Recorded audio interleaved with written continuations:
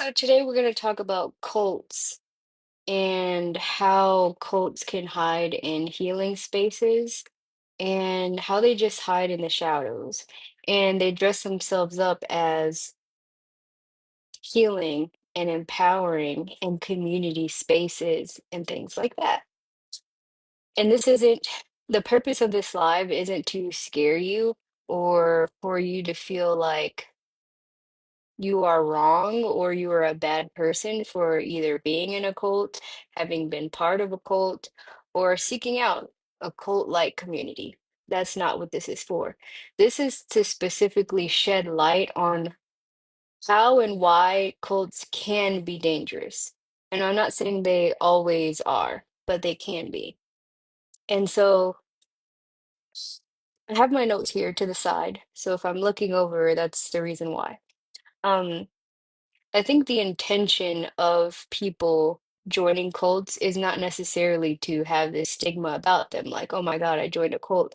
I think cults grab the attention of those that are wounded, because they want to feel like they are part of something that is bigger than them. And so who a cult tends to attract are people who have been raised with narcissistic parents, who have people-pleasing tendencies, who have the wound of abandonment, and who don't have any self-worth. So if any of those describe you as they have described me in the past, then you're more than likely to be attracted to a cult. And I think that one of the biggest lessons that I've learned from having been part of a similar structure is that in order to be part of it, you have to develop like a cult-like mentality. So you have to shrink yourself in order to become something bigger. And that's like the message of certain cults. The other part of being a part of that community is that if you can't question it, then that means it owns you. And so those are like the two things that I have learned um, from this mentality. So today, what cults look like, and I'll give a couple examples.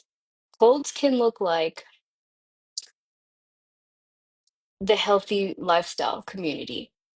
This is a community where you have to purge yourself, you have to cleanse yourself because you are not good enough. And if you do not adhere to strict rules, if you do not adopt the mentality of high vibrational living and high vibrational beingness and becoming a part of the collective consciousness and making sure that your vibe is high so that way you can lift others up, then you can't be part of that community. And so that typically is attractive to somebody who was raised with narcissistic parents because there are rules, right? There is a certain structure. You have to be this way. If you do not adhere to these perfectionistic ideals, then you're out. And so the fear of abandonment causes you to not want to leave or not want to question because you want a sense of belonging. And you feel like if you just shrink yourself small enough, and if you just listen to the rules, and if you just give your autonomy and your authority to someone outside of you, this person has to know more than me because they have reached an enlightened state. So they must know something that I don't know. And so if you're not disciplined enough, you're not worthy. The other type of cult is their spiritual cult. So kind of similar. So this is where you have like the spiritual guru, the one who knows everything, your spiritual guide who, in order to be connected to source or something higher than you have to go through them. You have to go through that community, that group.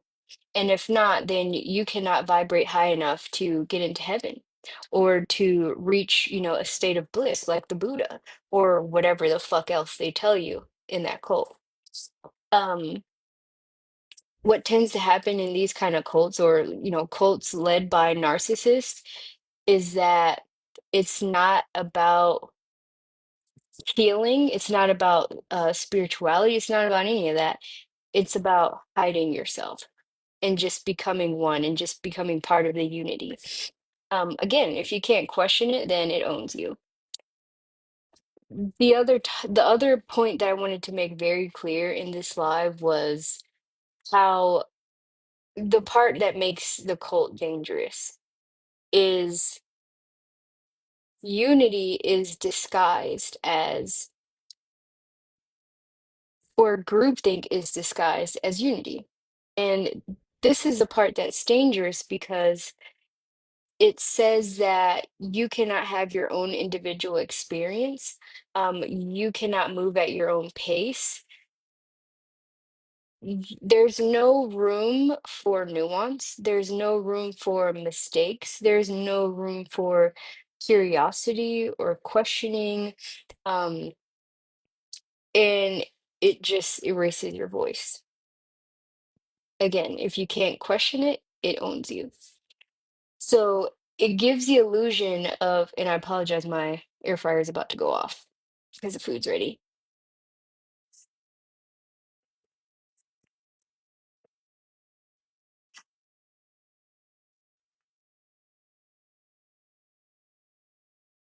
So, anyways, when you're in these spaces, right, it gives you the illusion of unity and all these other things, but at what cost?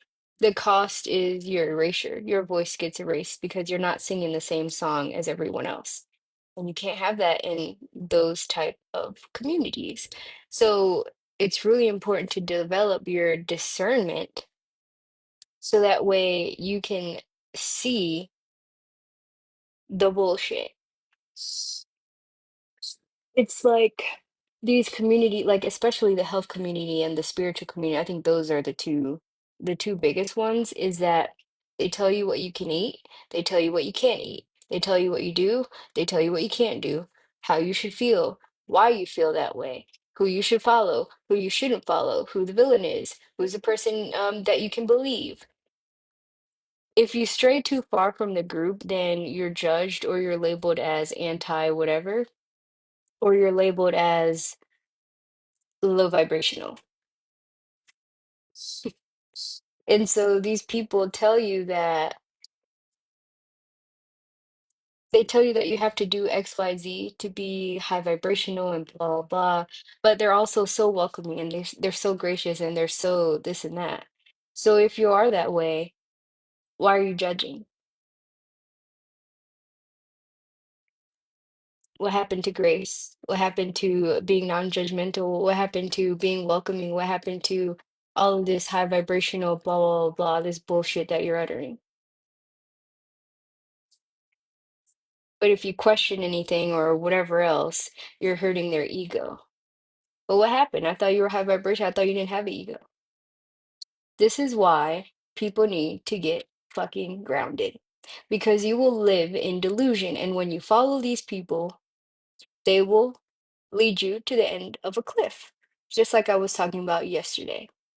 So you have to be very, very, this is why it's important to do the work, right? Because you have to have discernment. And you can't be dependent on external validation, even when it comes from communities that you find yourself in.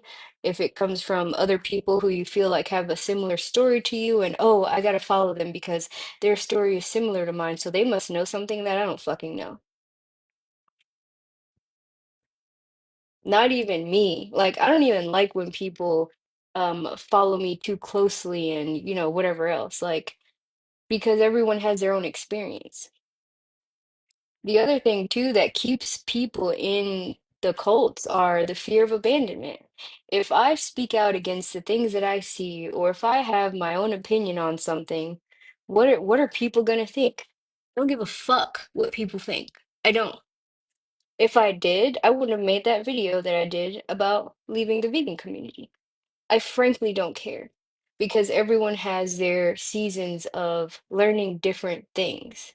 Am I attacking the vegan community for the hundredth time? I'm not. I believe that having a raw vegan diet sometimes is really good for cleansing. I'm not in that phase of my life right now. I'm on the phase of standing on fucking business and I need to get grounded. So I eat meat, period.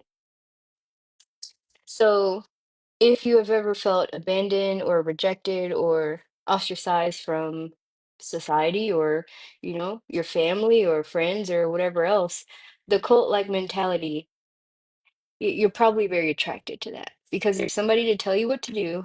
There's a structure, there's a framework, there's a community of people doing the exact same thing. And so you fall into it because it's easy. It's easy to not fucking think for yourself because somebody's telling you what to do. And in a world where everything is, all the information and stuff is available, yeah, I guess it can if you're, someone who's susceptible to groupthink and all that. It can be easy to just follow whatever narrative of someone who, oh, they must know what they're talking about. Of course, it's easy. This is why thinking for yourself doesn't fucking exist anymore. This is why common sense isn't common anymore. This is why people, they are fucking brain dead and they just do as they're told.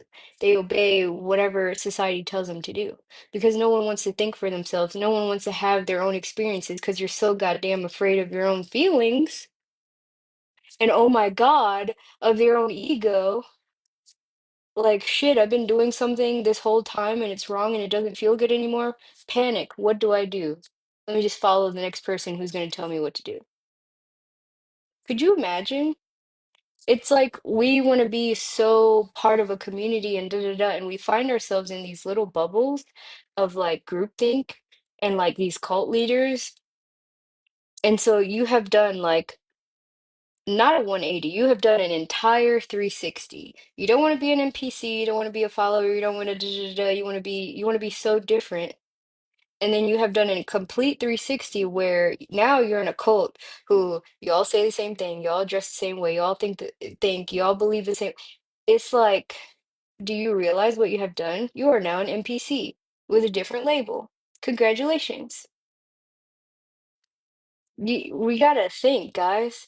So the thing about it is you don't have to have everything figured out, but you can't be afraid to explore your own mind. You can't be afraid to have your own experience. God forbid, talk about it with other people. I was having a conversation earlier today with a young lady who inboxed me and who was really excited about the last live that I did because she really resonated with it. Imagine how many experiences we could have with each other if we were authentic about how we feel and XYZ. People are waiting for you to talk about what your experience is like, not to follow you, but to be in true unity, not these think bubble spaces where everything is so structured and rigid. If somebody agrees with 100% of what you say, you guys are both full of shit. Just saying. So you need to start asking yourself what you believe outside of this group. What do you believe outside of this group? What is true for you in this season for you? What is true for you in this season? And do you feel like your soul is being expanded or is it being restricted? Do you feel closed off? Like if you do yoga, you feel closed off like this, or do you feel more open? Do you feel like you're going through a psychotic fucking break, or do you feel relief? And I feel like a lot of times we just feel brain dead because it's easier. And that's how they fucking get you.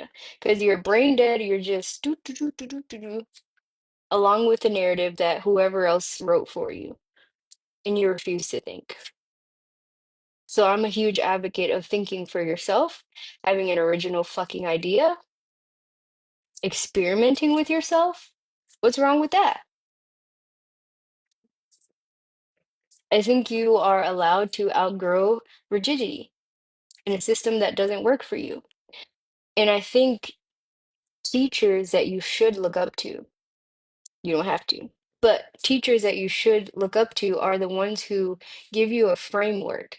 They don't give you what to think. They don't give you XYZ, one, two, three, here's the box. Do you check the box or not? If you don't check the box, get the fuck out. I believe that the teachers, the gurus, the whoever the fuck, they give you a framework on how to think. And then you fill it in with your own individual experience, your own feelings, your own opinions, your own whatever else. because that's what we lack now is structure, accountability, and things like that. True healing, true ego deaths, whatever else. But people don't know how to fucking do that anymore because we all want to be the same. We all want to be Sadhguru or whoever the fuck else is, whoever it is, Teal Swan. We all want to be all those people. And you don't want to fucking be yourself. That's the problem. No one teaches you how to be your authentic self and to not be afraid of your light self and your dark self. We all have both. Everyone's afraid of tapping into their divine feminine and their divine masculine. Guess what? We all have both. But everyone wants to go along with the same fucking narrative. Oh, you have to be hyper feminine, and or no, it's like the complete opposite. Like, can we not have both? Can we not have balance? That's my thing. My thing is all about balance.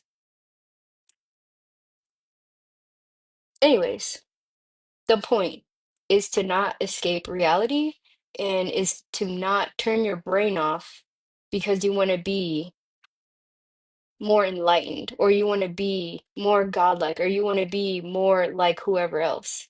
Be more like your fucking self. Integrate the things that life is teaching you because we all have different lessons. Whatever you observe, you integrate and then you embody your higher self.